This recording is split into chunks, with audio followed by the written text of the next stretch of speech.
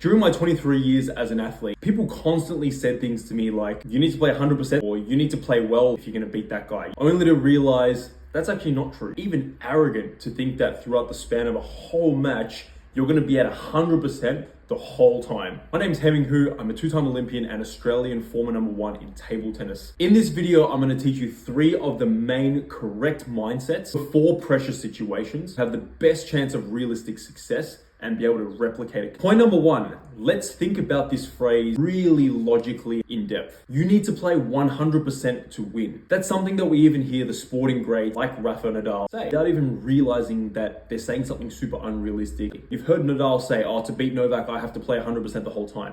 To play 100% the whole time, come on, you can't be perfect, spot on that whole time, especially in a tennis match where it goes for hours. I realized a lot of the times I won matches or anyone wins matches, it's actually done very imperfectly. So whether it's a sport match, sales consultation, business meeting, a keynote presentation, stop expecting perfection. You're not going to be 100% the whole way. It naturally is going to go in ebbs and flows. You might even have a bad start. You might have a not so good middle, and then you might finish off well.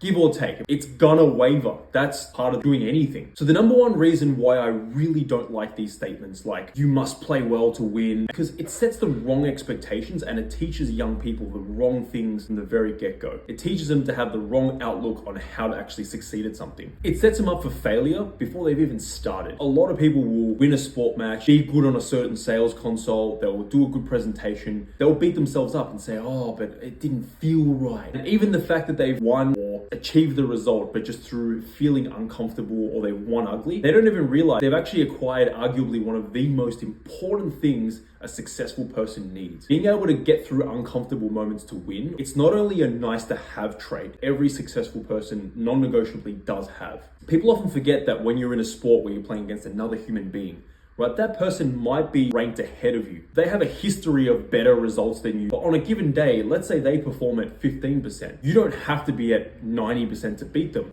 You being at average of 50 or 60% throughout a match, that might be enough to actually get a win over an opponent playing at 15%. Whoever won, that's all anyone cares about. That might be in a sales consult where you felt really uncertain, you felt horrible, but if you were able to really help a prospect get over the line, feel heard, trust you, you've achieved the goal. They're trying to aim for the stars when a lot of the time being just good enough works. Of course, the better opponents you're playing, good enough, that bar's gonna raise higher and higher. So we've all heard progress over perfection, but let's rephrase this: outcome over perfection. Which brings me to my next point. Winning ugly is far, far better than losing feeling pretty. A lot of people who also want to be a high achiever, a high performer, they want to be successful, they would still actually rather lose feeling really good about themselves than win but feel horrible. Isn't that sad? What's keeping them stuck in this losing mindset? Let's be real, as high performers, the outcome and the result itself matters so much more than how it feels, how it looked, or how we think the game should be played.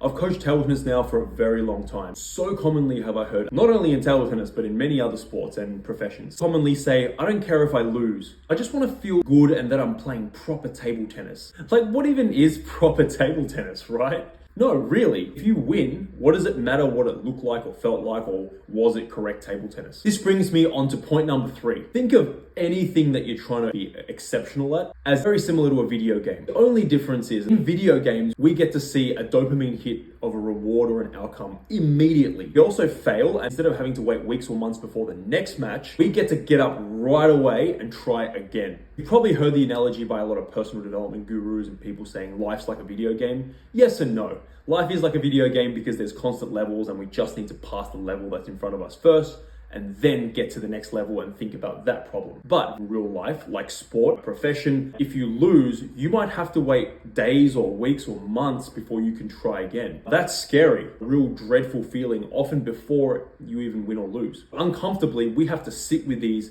failures for a lot longer than we would in a video game. However, the principle is the same. Get through the level that you're currently on. It's so important, and so many people stuff up on this. Stop thinking about the next level ahead and what you have to do there. This can be very contradictory. In training, it's actually the right thing to do to develop your game long term. 100%. You want to be taught in a way that is conducive to you being successful long term. However, you got to understand that when it comes to performance time, when it comes to match time, the goal is not the same. You just have to beat the person on the other side. I don't care what it takes, because even if you get there using an unconventional or even a wrong way, once you get to the next level, you can then reassess what needs to be done if you're stuck at a future level. I remember one kid playing table tennis. He was 13 years old, winning Australian national titles. Now, he did that by slapping. People would say, oh, when he becomes 16, 17, he's done for. This person ended up being top 10 in Australia for men. When he got to 17, 18, he couldn't keep slapping because it just didn't work anymore at that age, that level. He started top spinning. He started developing great return of serves, great services,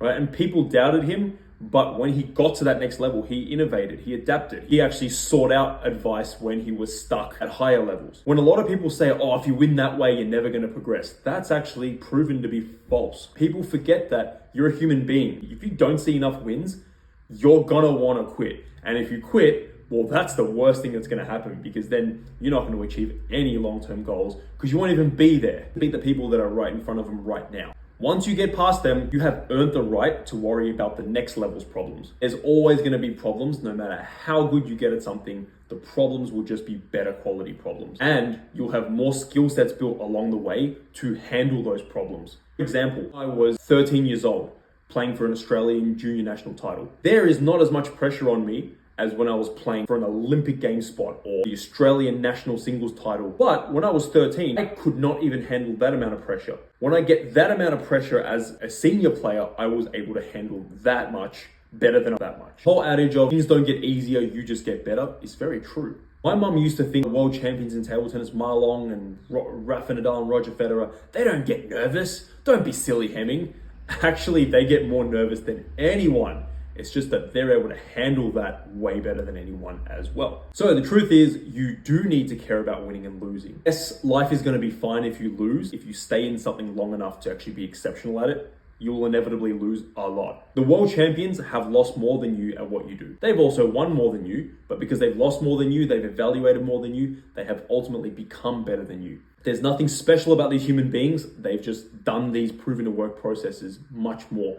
And despite any pain of loss, they kept coming back, they kept asking for more, and they kept trying to find out how to progress. You absolutely need to be losing to learn and to grow, but you also absolutely need to be winning for three main reasons. One, we're human beings that need to see evidence of progress. Otherwise, we're going to think to ourselves, well, what's the point of all this? I'm doing all this work, but there's no progress. If at some point you're not seeing progress, you're going to want to quit.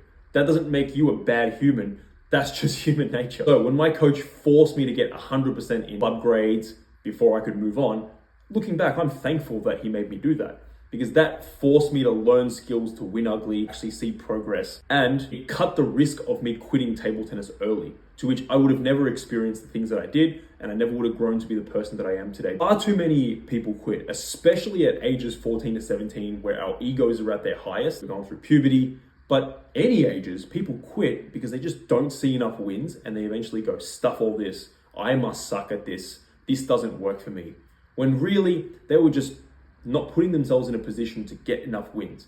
Often playing at levels way higher than they should be playing. Number two, nothing is going to get you more adapted to the feeling of nervousness and pressure like a real pressure situation. You can't think your way to just be good at pressure. As much as you can develop the right mindsets that are going to guide you towards being good under pressure, anyone who became good under pressure had the right mindsets, but they also exposed themselves to pressure situations a lot, to the point where they inevitably just became more comfortable with the uncomfortable. The third and biggest point, you know those people that say, oh, I'm not going to take part in competition or put myself out there until I'm good enough.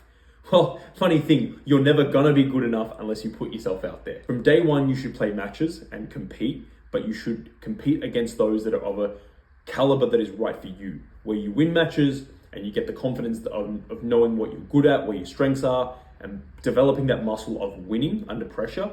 But you're also losing just enough to know what can be better. If you're a high performer wanting to be exceptional at your craft, or you're someone who's helping a high performer, I hope you enjoyed this video and you found mindset takeaways that are going to help you win matches or perform better in your craft, where without this advice, you might not have gotten the result you wanted to get in the near future from now. Well, if you want personalized help from me to help you break through your struggles personally, send me an email at athlete.insights.hemming@gmail.com saying, "Hi Hemming," and we'll discuss if it's a fit to work together and how I can best help you. Thanks for watching, guys.